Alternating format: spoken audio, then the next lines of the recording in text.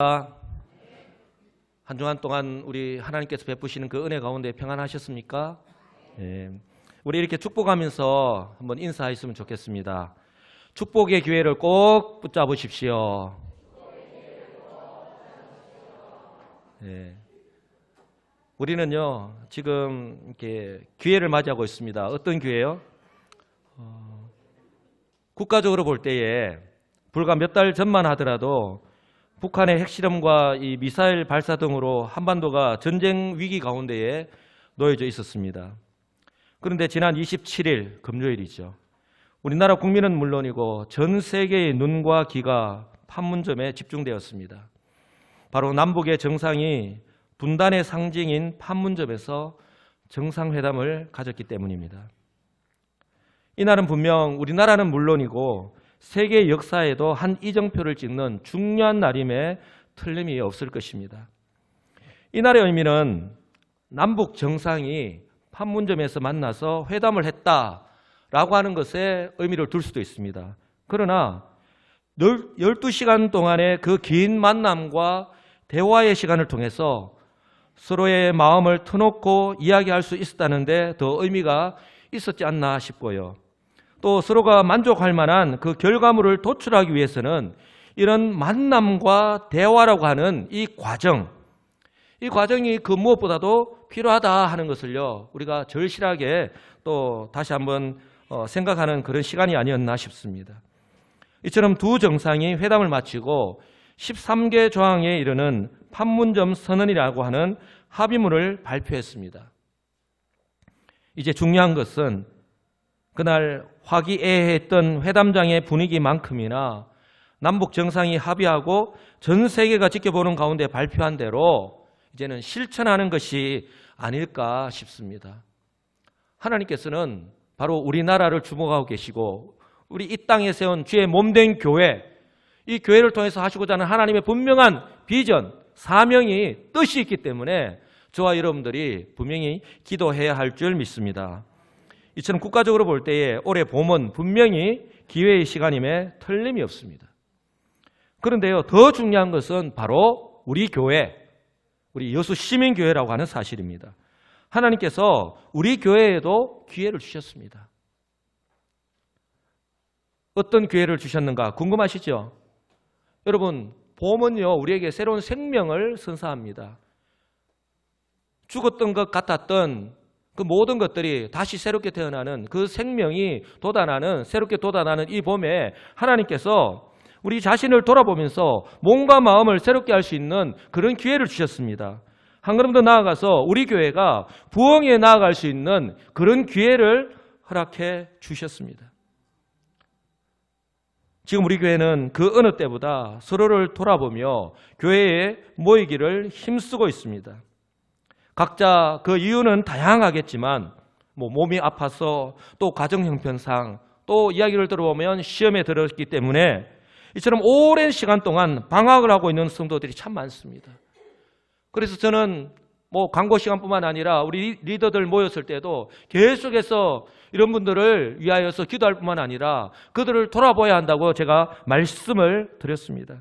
이처럼 찾아가서 만나고 식사를 하고 또한 건면하여서 하나님께서 그들의 마음문을 열어주시고 그들의 마음문을 돌이켜서 이제는 그 걸음을 돌이켜서 우리 주의 몸된 교회로 다시금 나올 수 있도록. 왜요?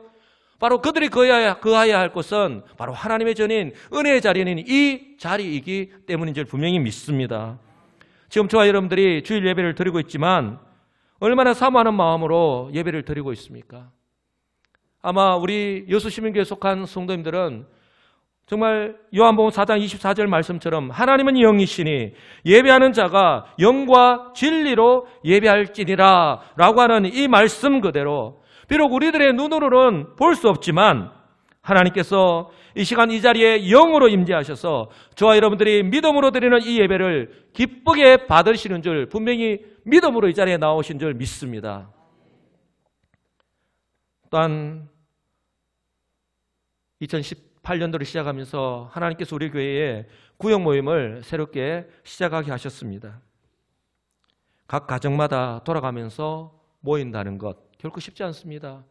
이전에 7, 80년대에 우리 지금 어르신들이 중년 젊었을 때 그때 우리가 구역 모임 모였을 때에 가정을 오픈을 하고 거기서 식사 준비를 하고 말씀을 나누고 교제를 할 때에 얼마나 은혜가 넘쳤고 좋았습니까? 또한 한국교회가 얼마나 부흥했던 때가 있었죠. 그러나 지금은 세월이 흐르고 모든 사회적 분위기나 또 개인의 어떤 이기주의, 어떤 개인의 이 프라이버시가 강조하던 시대다 보니까 가정을 오픈하는 것, 가정에서 구역 모임을 한다는 것 결코 쉽지 않습니다. 그래서 각 그 교회들마다요 구역 모임을 한다 하는데 그것이 쉽게 이루어지지 않다고 하는 것이 참 각 교회들마다 고민 가운데 있습니다. 그런데 우리 교회는 올해에 이렇게 새롭게 구역 모임을 하면서 각 가정마다 이렇게 돌아가면서 모이고 또 그 말씀을 중심으로 우리의 삶을 나눈다. 매주마다 우리가 모여서 한 주간의 삶을 나누고 힘쓰는데 지금 저와 여러분들이 얼마나 힘쓰고 있습니까? 내 삶을 나눈다. 내 생각을 하나님께서 한 주간의 삶 가운데 이 말씀을 중심으로 이런 은혜를 나에게 주셨습니다 라고 하는 것, 그렇게 나누는 것이요 쉽지 않아요. 내가 이렇게 고백하면 다른 사람들이 나를 어떻게 생각할까?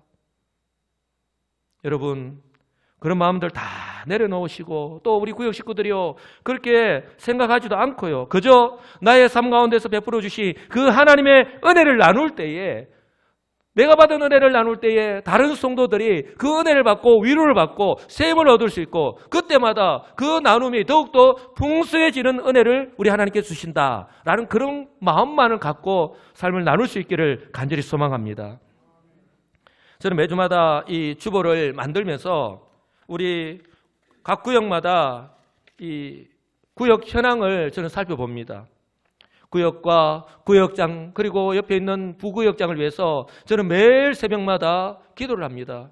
그리고 몇 명이 또한 우리 몇 명이 모였고 또한 그들이 모여서 성경을 한 주간에 몇 장을 읽었으며 또한 어느 가정에 모여서 이렇게 구역 모임을 했는가를 저는 살펴보면서 하나님 아버지 정말 구역 모임을 할 때마다 우리 사랑하는 성도들이 모이기를 힘쓰고 모여서 이렇게 삶을 나눌 때에 그 나눔이 더욱더 풍성해질 수 있도록 그렇게 매일 새벽마다 저는 그렇게 기도하고 있습니다. 정말 하나님께서 이런 우리 30개의 이 구역 모임을 통해서 적극적으로 참여하는 우리 성도들의 이런 믿음을 보시고 우리 교회를 분명히 부흥케 하실 줄 믿습니다. 또한 빼놓을 수 없는 것이 바로 우리 교회의 양육 훈련 과정입니다. 성경 분명히 말씀합니다. 그리스도의 장성한 분량이 충만한 데를 이르기까지 자라가라고. 왜요? 우리가 예수 그리스도를 믿고 구원을 받았습니다. 이 구원받은 것으로 바로 천국 가는 것이 아니요 성경이 분명히 우리에게 말씀하시는 것이 이 땅 가운데서 우리가 성도로 살아갈 때에 행해야 될 분명한 본분이 있기 때문이라고 분명히 말씀을 합니다. 그렇기 때문에 우리 교회는 등록을 하면 새가족반 4주 과정을 반드시 거쳐야 됩니다. 그리고 이 코스를 마치면 확신반 4주 과정, 그래서 믿음과 구원에 대한 기초적인 말씀을 또한 공부를 하고요. 이 코스를 마치고 나면 성장반 12주 과정, 그리고 제자반 32주의 과정을 통해서 우리 사랑하는 성도들이 하나님의 말씀의 훈련을 통해서 한 걸음 더 신앙의 성숙을 향해서 나아가고 있습니다. 사랑하는 성도 여러분, 우리 성도들의 삶의 모습을 보면요 지금 그 어느 때보다 바쁘고 피곤한 가운데 하루하루의 삶을 살아가고 있지 않습니까? 저는 정말 그것만 생각한다면 우리 성도님들 평안하게 정말 쉬라고 하고 싶어요. 하지만 우리가 성도이기 때문에 우리는 제약된 시대 이 세상 속에서 살아가야 하는 사명자로 살아가야 하는 하나님의 백성이기 때문에 그렇게 살아가서는 안 되기 때문에 오늘 디모데후서 3장 17절 말씀 그대로 하나님의 사람으로 온전하게 하며 모든 선한 일을 행할 능력을 갖게 하기 위해서 우리는 이 하나님의 말씀으로 훈련받아야 할 줄 분명히 믿습니다. 우리 많은 성도들이요 정말 하루 종일 예배하고 섬기고 봉사하고 피곤하고 힘들 텐데 정말 결코 적지 않은 우리 성도님들이 이 주일 오후 예배에 모여서 확신반, 성장반, 이 제자반에 참석해서 열심히 공부하는 모습을 바라보면서 저는 담임 목사로서 정말 감사를 드립니다. 지금 참여하고 있는 우리 모든 성도뿐만 아니라 이제 2기, 3기 계속해서 우리 사랑하는 성도들이 적극적으로 참여할 수 있기를 간절히 소망합니다. 또 하나, 우리 사랑하는 성도들의 신앙생활의 양대기둥이 이 하나님의 말씀이 하나가 있다면 바로 이 말씀을 바탕으로 하여서 우리 성도들이요, 하나님과의 이 영적인 호흡이라고 하는 기도, 결코 식지 않아야 할 것입니다. 새벽 기도회와 수요 기도회 시간에도 우리 많은 성도님들이요, 피곤함에도 불구하고 나를 향하신 그 하나님의 뜻을 깨닫게 하기 위해서 이처럼 하나님과의 영적인 교통의 시간을 통해서 은혜 받고 세임을 얻기 위해서 고군분투하고 있습니다. 새벽에 50명, 60명, 때로는 70명의 우리 넘는 우리 성도들이요, 새벽을 깨우며 하나님께 나와서 간절하게 기도합니다. 또 우리 수요 기도의 시간에 정말 피곤함에도 불구하고 하루 종일 우리에게 주어진 그 직장, 생업, 여러 가지 주어진 일들을 하면서 얼마나 피곤합니까? 그럼에도 불구하고 하나님께 나와 예배하며 기도하는 그 모습을 우리 하나님께서 보실 때에 얼마나 기뻐하십니까? 특별히 우리 20명의 피택자들, 우리가 지난 3월 4일에 우리 주의 몸된 교회를 더욱더 든든히 세워가기 위해서 20명의 피택자들을 세웠습니다. 제가 피택자들에게 그렇게 권면을 했습니다. 마음만 힘든 것이 아니라 우리의 몸도 지금 우리가 훈련을 받고 있는 시기이기 때문에 우리의 마음만 내가 피택자다, 불편한 것이 아니라, 힘든 것이 아니라 우리의 몸도 같이 힘들어야 된다. 그래서 새벽을 매일 새벽마다 우리가 나와서 기도합시다. 수요 기도회 후에 우리가 매일 모여서 따로 교육을 하고 또 기도회를 또 따로 가집니다. 또 우리가 나가서 전도해야 되지 않겠습니까? 그래서 또 나가서 따로 전도를 합니다. 또한 우리가 교회를 잘 돌아봐야 되지 않겠습니까? 이렇게 권면하니 우리 피택자들이 그렇게 순종하는 모습을 바라보면서 정말 저는 얼마나 감사를 하고 있는지 모릅니다. 여러분, 우리는요, 흔히 좀 더 우리가 열심히 해야 되지 않겠습니까? 이 일에 참여해야 되지 않겠습니까? 라고 권면하면요, 우리는 흔히 이렇게 이야기합니다. 지금은 바빴어. 지금은 시간이 없었어. 지금은 마음에 여유가 없었어. 라고 하는 말과 함께 나중에 시간이 나면, 좀 마음에 여유가 생기면 그때 하겠습니다. 우리는 보통 이렇게 말을 하잖아요. 그래서 우스갯소리지만 지옥에서는요, 이런 환자들만 가득하다고 하잖아요. 껄껄껄 환자들. 그때 예수 믿으라고 할 때 믿을 걸, 그때 손을 붙잡고 교회 가자고 할 때 그냥 못 이기는 척하고 따라갈 걸, 껄껄껄껄. 그러나 저는요, 어느 목사님의 말씀을 빌리면서 이 말씀을 드립니다. 지금 시간이 없으면요, 나중에도 시간이 없습니다. 지금 내가 시간을 못 내면요, 나중에 시간 못 낸다는 거예요. 나중에 열심히 한다고? 그건 거짓말이야. 교육자회의를 하면서 목사님이 하셨던 그 말씀이 지금도 저는 뇌리에 그대로 박혀 있습니다. 지금 하는 그대로 나중에도 그대로 하게 된다라고 분명히 말씀을 하시더라고요. 여러분, 어떻습니까? 내가 지금 변하지 않으면요, 하나님께서 지금 나에게 이렇게 변할 수 있는 축복의 기회를 주셨는데 지금 변하지 않으면 지금 내가 주님 앞에 가는 그날까지 변함없는 모습으로 그대로 간다고 하는 사실을 꼭 기억하시기 바랍니다. 여러분, 제가 왜 이렇게 긴 시간 동안 지금 우리 교회에서 하고 있는 프로그램들을 말씀드리면서 이 말씀을 드리고 있습니까? 하나님께서 우리 교회에 이처럼 축복의 기회를 주셨다고 하는 사실입니다. 중요한 것은 나는 우리 여수시민교회 성도로서 어떤 마음을 가지고 있느냐 하는 것, 그리고 이 복된 자리에 참여하고 있느냐 하는 것입니다. 제가 지난주에 우리는 인생의 마라톤 레이서다라고 하는 그 말씀으로 설교를 했습니다. 저는 지금 여수시민교회에 속한 선수로 경주의 경기장에서 달리고 있는가, 아니면 경기장 밖에서 그저 구경만 하고 있는 사람인가, 한번 우리 자신을 돌아볼 수 있기를 간절히 소망합니다.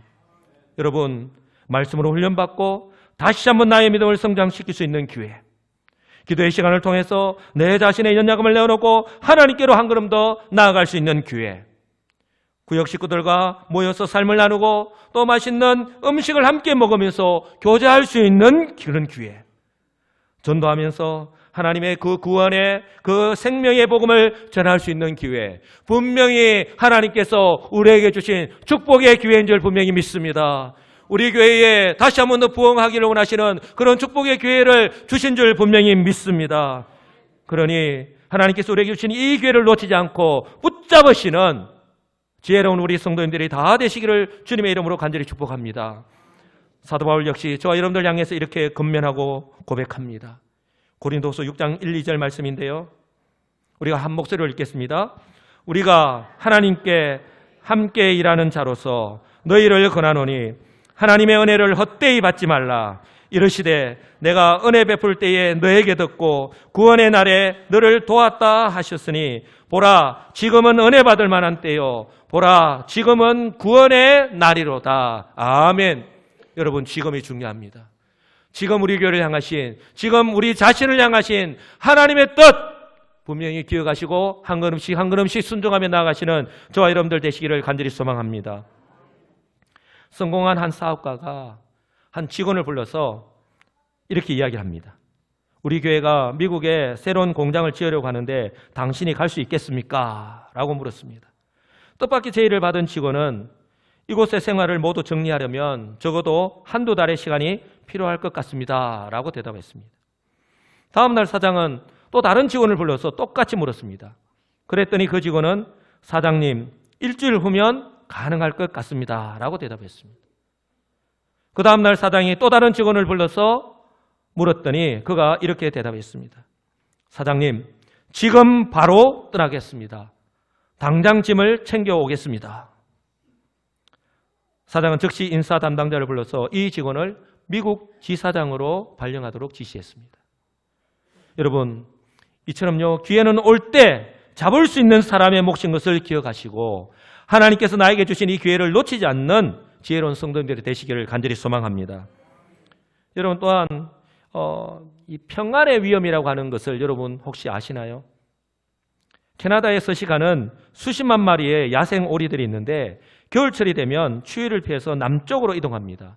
그래서 오리들이 쉬어가는 곳은 나이아가라 강입니다. 오리들은 이 호수처럼 평온한 강에서 제잘거리기도 하고 먹이를 찾기도 하고 잠을 자기도 합니다. 그러나 그 평온함 속에는 무서운 함정이 있습니다. 왜냐하면 강 하류에 나이아가라 폭포가 있는데 그곳의 급류는 걷잡을 수 없을 정도로 거세기 때문입니다. 그래서 폭포는 거대한 입을 벌린 채 오리들을 노리고 있는 것이죠. 오리들이 그것을 간파하지 못하고 이제 간파하고 난 뒤에 날아오려고 할 때는 이미 늦는 거예요.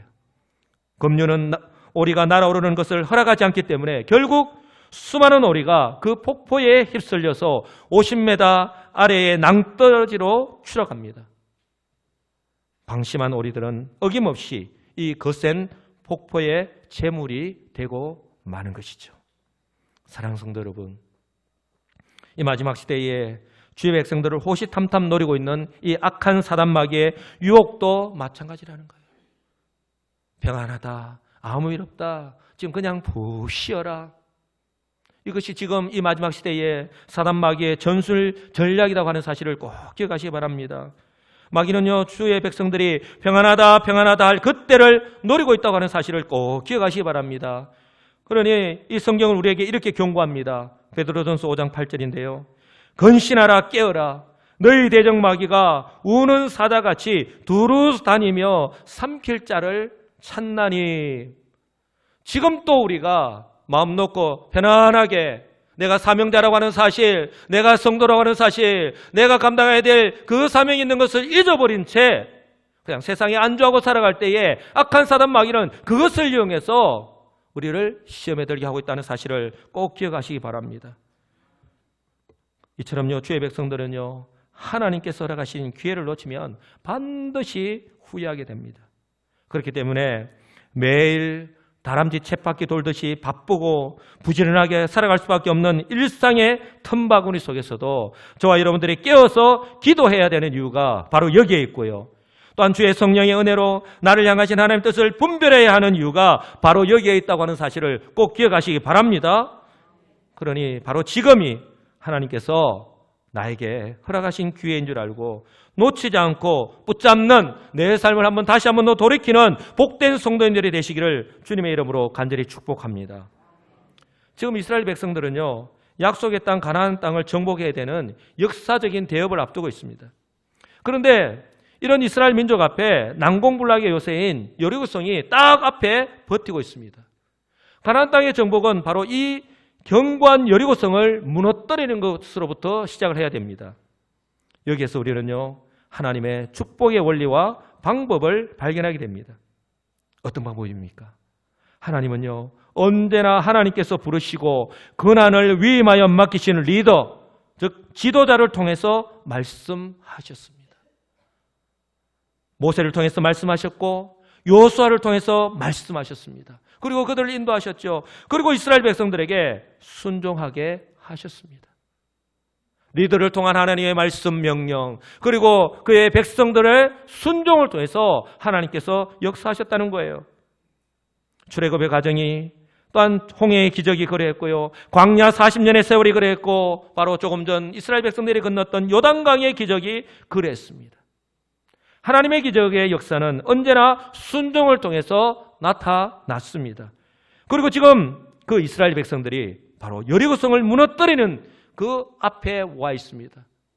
이 여리고성을 무너뜨리는 것 역시 마찬가지입니다. 하나님의 명령은 이미 여호수아를 통해 떨어진 상태입니다. 문제는 이 이스라엘 백성들의 순종입니다. 하나님께서 이 여리고성을 정복을 위한 그 방법을요, 살펴보면 이 군사 전문가들이 볼 때에 너무나 어이가 없는 거예요. 자신의 지혜와 경험과 상식과 생각에 비추어 볼 때에 하나님의 방법이 도무지 이해가 되지 않습니다. 그 경관성을 무너뜨리려면 스파이를 침투시켜서 그 성 안을 요란하게 한다든지 혼동케 한다든지, 아니면 패트리어트 미사일을 쏴서 그 속을 먼저 한번 공격을 한다든지, 이런 군사 전략적인 어떤 방법을 써야 되는데 하나님은 전혀 다른 방법을 그들에게 명령하고 있기 때문에 그렇습니다. 그렇다면 이처럼 기가 막힌 하나님의 방법이 무엇입니까? 3절 우리 다 같이 한번 읽어보겠습니다. 너희 모든 군사는 그 성을 둘러 성 주위를 매일 한 번씩 돌되 엿새 동안을 그리하라. 어떤 거 다른 것 한 거 없습니다. 그냥 매일 성 주변을요 한 바퀴씩 도는 거예요. 그리고 6절을 보면 눈의 아들 여호수아가 제사장들을 불러 그들에게 이르되 너희는 언약궤를 메고 제사장 7은 양강나팔을 잡고 여호와의 궤 앞에서 나아가라 하고, 또 백성에 이르되 나아가서 그 성을 돌되 무장한 자들이 여호와의 궤 앞에서 나아갈지니라 하니라. 이스라엘 공동체가, 이스라엘 공동체에 속한 모든 백성들이요 하루에 한 바퀴씩 엿새 동안을 그렇게 여리고성을 도는 거예요. 지금 그들에게 있어서 중요한 것은요, 이렇게 하나님의 명령이 그들에게 떨어졌는데, 주어졌는데 그들 각자의 생각이 아니라 바로 여호수아를 통해서 말씀하신 하나님의 그 명령에 순종하는 것입니다. 이것이 이스라엘 공동체를 향한 하나님의 뜻이자 구원의 방법이기 때문에 그렇습니다. 하나님께서 이렇게 여호수아를 통해서 명령하셨을 때에 각자가 각자의 생각을 이야기할 수 있죠. 그렇게 해서 어떻게 저 여리고성을, 저 난공불락 요새를 넘어뜨릴 수가 있는가? 그게 말이나 되는 소리인가? 얼마든지 자기의 생각, 자기의 경험, 자신의 지식을 바탕으로 이야기할 수 있겠죠. 잠언서 기자는 이렇게 교훈합니다. 너는 마음을 다하여 여호와를 신뢰하고 내 명철을 의지하지 말라. 너는 범사의 그를 인정하라. 그리하면 내 길을 지도하시리라. 아멘. 여러분, 자신의 명철, 자신의 지혜와 지식을 의지할 때는요 절대로 여호와 하나님을 의뢰할 수 없습니다. 의지할 수 없습니다. 성경 분명히 범사의 그를 인정하라고 말씀합니다. 믿고 순종하고 따르라고 말씀합니다. 그때에 하나님께서 그 길을 인도하신다라고 분명히 말씀합니다. 사랑하는 성도 여러분, 하나님의 말씀이 나의 생각과 맞지 않을 때에 나의 생각과 나의 판단을 내려놓고 그 하나님의 말씀에 순종하는 사람이 참 지혜로운 사람임을, 참 믿음의 사람임을 믿으시기를 주님의 이름으로 간절히 축복합니다. 이처럼 여호수아를 통해서 주어진 일명 여리고 작전에는요, 중요한 법칙이 하나 있습니다. 바로 연합입니다. 유니티. 하나됨입니다. 온 이스라엘이요, 그 하나님 말씀에요, 일사불란하게 순종하는 하나됨입니다.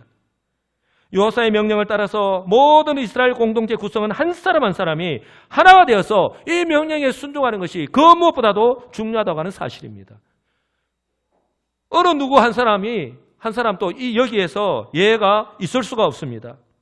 어떻게 하랍니까? 무장한 군인들이 앞장서고 그 뒤를 양강나팔을 잡은 제사장들, 여호와의 법궤를 맨 제사장들이 그 뒤를 따르고 그 뒤를 후군인 군인들, 그리고 이스라엘 백성들이 따라가는 거예요.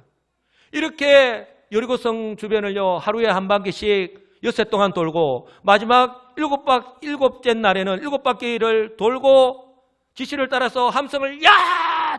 지르라 할 때에 지르면 성이 무너진다는 거예요. 그들이 이처럼 여리고성을 돌 때 한 가지 하나님께서 제한을 두신 것이 있습니다.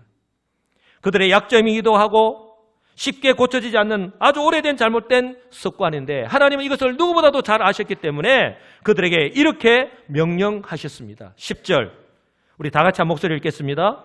여호수아가 백성에게 명령하여 이르되 너희는 외치지 말며 너희 음성을 들리게 하지 말며 너희 입에서 아무 말도 내지 말라. 그리하다가 내가 너희에게 명령하여 외치라 하는 날에 외칠지니라 하고, 여러분 그 어떤 말도 입 밖으로 내지 말라는 거예요. 하나님의 명령이 여호수아를 통해서 그들에게 주어졌는데 각자 생각, 방법, 계획 다 있을 수 있겠죠. 아무런 말도 하지 말라는 거예요. 너희는 외치지 말라. 너희 음성을 들리게 하지 말라. 너희 입에서 아무 말도 내지 말라. 삼중적으로 강조해서 말씀을 하고 있습니다. 그것이 어떤 말이든 바로 공동체의 하나됨과 부흥을 가로막을 수 있기 때문에 나는 얼마든지 내 생각을 이야기할 수 있죠. 내 계획을 말할 수 있죠. 내 경험을 따라서 이렇게 해야 된다고 얼마든지 이야기할 수 있죠. 그러나 하나님께서 세우신 지도자를 통하여서 하나님의 방법을 따라서 행할 때에 아무런 말도 입 밖으로 내지 말라고 말씀을 합니다. 지금 그들에게 있어서 필요하고 중요한 것은 오직 하나님의 말씀을 따라서 철저하게 순종하는 것이기 때문에 그렇습니다. 여러분 이것이요 하나님께서 부흥하시는 척도라고 하는 사실을 꼭 기억하시기 바랍니다. 사실 오늘 여기에 있는 이 가나안 1세대, 이 출애굽 2세대들이죠. 출애굽 1세대는 이미 광야 40년 동안 다 죽었습니다. 그들의 불신앙과 그들의 불순종으로 말미암아.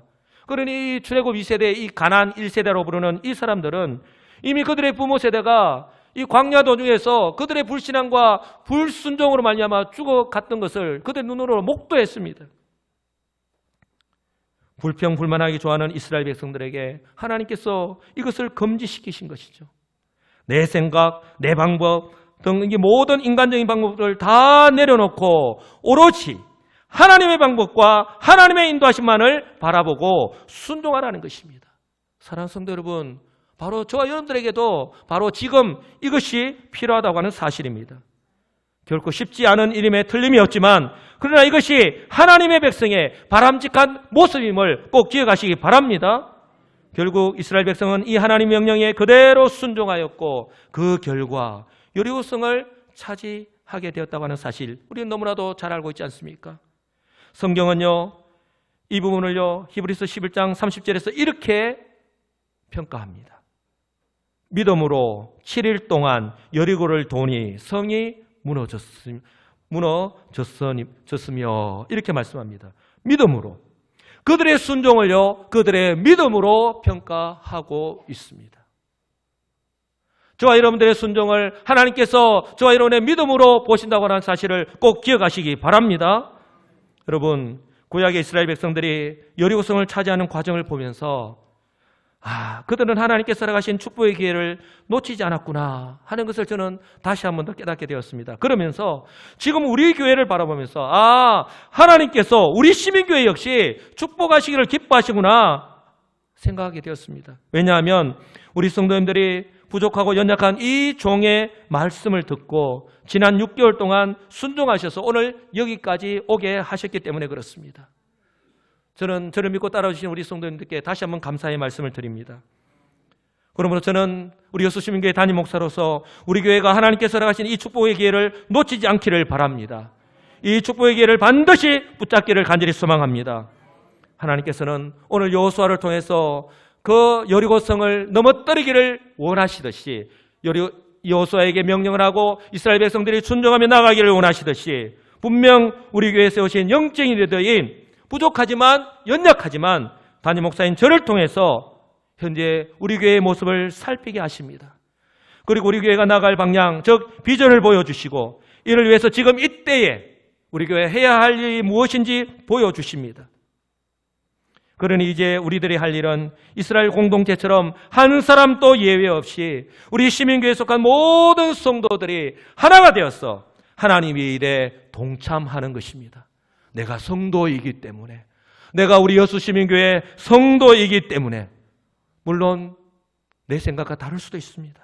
그러나 이것이 우리 교회를 향한 하나님의 뜻이라면, 결국은 나를 위한 하나님의 축복의 방법이라면 겸손하게 순종해야 하지 않겠습니까? 이런 모습을 통해서 우리의 믿음이 점점 더 성숙하게 변화될 줄 믿으시기 바랍니다. 그러므로 하나님께서 허락하신 이 축복의 기회를 내가 바쁘다고 또 내 생각하고 다르다고 해서 애써 외면하거나 불평하지 마시고 오히려 순종함으로 적극적으로 참여하시는 복된 우리 성도님들이 되시기를 주님의 이름으로 간절히 축복합니다. 이제 말씀을 맺습니다. 저는 담임 목사로서 우리 여수시민교회에 속한 모든 성도들이 우리 시민교회의 부흥의 주역들이 되시기를, 주인공들이 되시기를 주님의 이름으로 간절히 축복합니다. 그러므로요, 기회는 붙잡아야 됩니다. 하나님께서 우리에게 주신 이 축복의 기회를 반드시 붙잡아야 하는, 기회는 붙잡으라고 있는 것입니다. 그 어느 때보다 힘든 환경 가운데 직장 생활하고 하시는 성도님들에게 만약에 성공의 기회가 주어진다면 아마 그 기회를 놓치지 않고 반드시 붙잡을 것입니다. 이처럼 하나님께서 지금 우리 여수 시민교회에 축복의 기회를 허락하셨습니다. 어쩌면 내 평생에 이런 축복의 기회 다시 오지 않을 수도 있습니다. 그러므로 우리는 이 기회를 반드시 붙잡아야 합니다. 그래서 이 땅에서 짧은 인생 가운데에 세상 속에서 바쁘게 힘들게만 살다가 주님 앞에 서는 우리의 인생이 아니라 주의 몸된 교회의 일에 관심을 갖고 적극적으로 참여하셔서 나는 여수시민교회 성도다. 아니, 나는 하나님의 백성이다. 나는 사명자다. 나는 이렇게 그냥 하루하루 아무런 의미 없이 그냥 살아가는 존재가 아니다. 하나님께서 우리 여수시민교회에 부르실 때에 뜻이 있고 나에게 맡기신 사명이 있는데 그 사명에 충성하며 또한 순종하다가 주님 앞에 서시는 우리 복된 또한 지혜로운 우리 시민교회 성도님들이 다 되시기를 우리 주 예수 그리스도의 이름으로 간절히 축복합니다. 아멘.